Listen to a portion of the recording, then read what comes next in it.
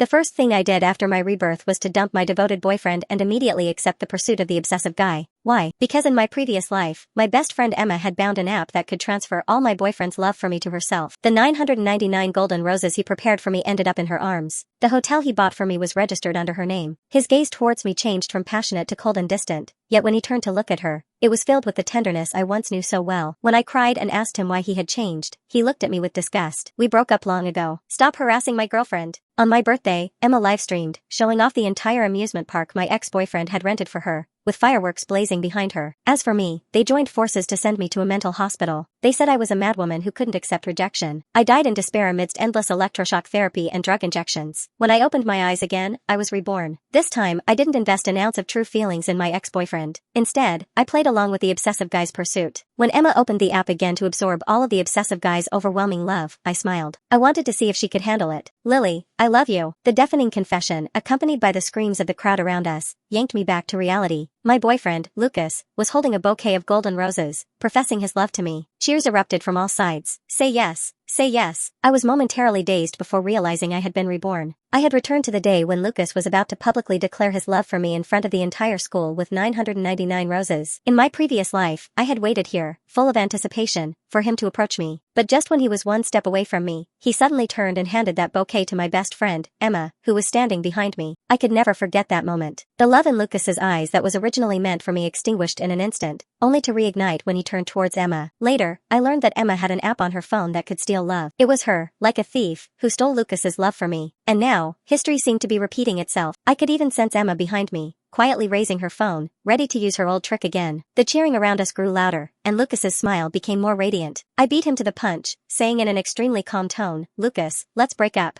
Everyone's expressions froze, and the cheering came to an abrupt halt. Lucas's smile stiffened, and he looked at me in disbelief, as if he hadn't heard clearly. "Lily, what did you say?" I said, "Let's break up," I repeated, my tone as cold as ice. "I don't like you anymore. I've lost feelings for you." These words exploded like a bomb in the crowd. What the hell? What's going on? Has Lily gone crazy? Lucas treats her so well. Everyone knows that. How can she say break up? Is she playing hard to get? That's too cruel. Lucas's face instantly turned pale. His hands holding the flowers trembled slightly, and the deep affection in his eyes was replaced by immense shock and pain. "Why? Lily, tell me why. Did I do something wrong? I can change." In my previous life, I had also pleaded with him like this, only to be met with his disgust. Now, it was his turn to experience this pain. "Lily," a hand grabbed my arm. It was Emma, looking at me anxiously. "Don't be impulsive. You and Lucas have such a good relationship. How can you break up just like that?" Quickly apologized to him. Stop fooling around. I looked at her hypocritical face and laughed coldly in my heart. She was panicking, as expected. I suddenly understood that her app probably could only transfer the love of my current boyfriend. Once I broke up with Lucas, she wouldn't be able to steal anything. That's why she was so anxious to persuade us to reconcile. I forcefully shook off her hand, abandoning the weakness of my previous life, and stared at her with a piercing gaze. "My business is none of your concern." With that, I turned and pushed my way through the crowd, leaving behind a commotion and Lucas's heartbroken calls. The news of me dumping Lucas spread like wildfire across the campus. I became a heartless woman in everyone's eyes, ungrateful and playing with feelings. Wherever I went, I could feel the pointing fingers and whispers behind my back. "That's her, the one who dumped Lucas, such a good boyfriend. I heard she's just riding a donkey to find a horse, must have found someone richer." Who would have thought? She seemed so quiet usually, but she's so manipulative. I didn't care about any of this. These rumors and gossip, compared to the electroshock therapy and torture I endured in the mental hospital in my previous life, were like a gentle breeze. Emma had been buzzing around me like a fly these past couple of days, earnestly trying to persuade me to get back together with Lucas. She kept hinting at how miserable Lucas was, how he couldn't live without me. "Lily, Lucas hasn't been able to eat for days. He's lost so much weight. Can you really bear to see him like this?" She held my hand, speaking with apparent sincerity. "You two were the campus's golden couple. Don't give up because of some small misunderstanding." I pulled my hand away, looking into her hypocritical eyes, finding it all so ridiculous. "If you care about him so much, why don't you date him yourself?" I said flatly. Emma's face froze for a moment before she quickly recovered. "I'm saying this for your own good. I'm your best friend. I can't stand by and watch you make a mistake." "Oh, really?" I smiled.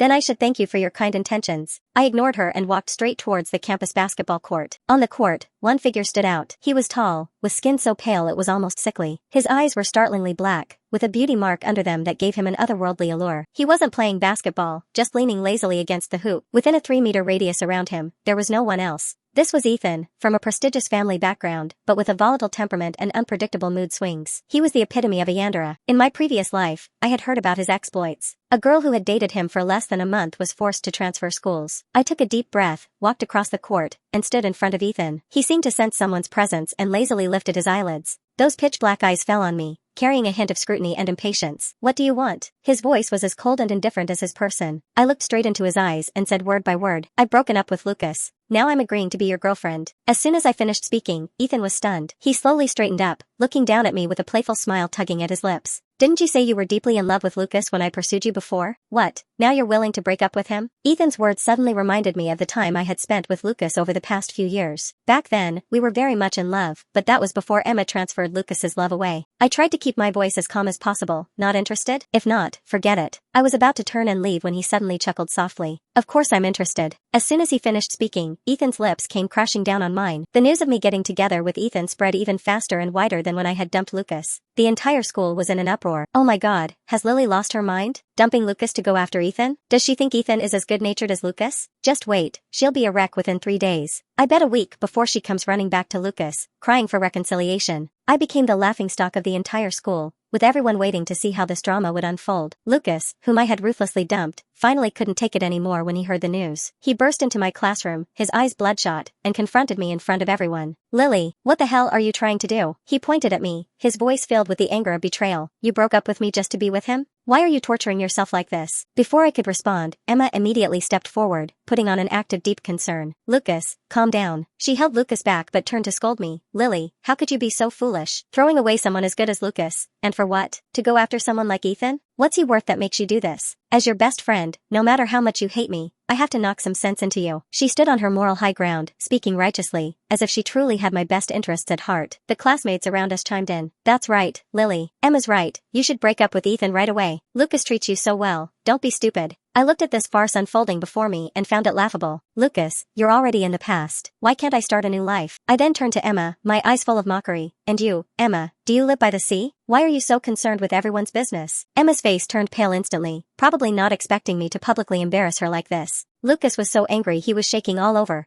trembling so much he couldn't utter a word. Suddenly, a male voice rang out. "Since when did my girlfriend become someone you could lecture?" Ethan was leaning against the doorframe, hands in his pockets, looking at everyone present.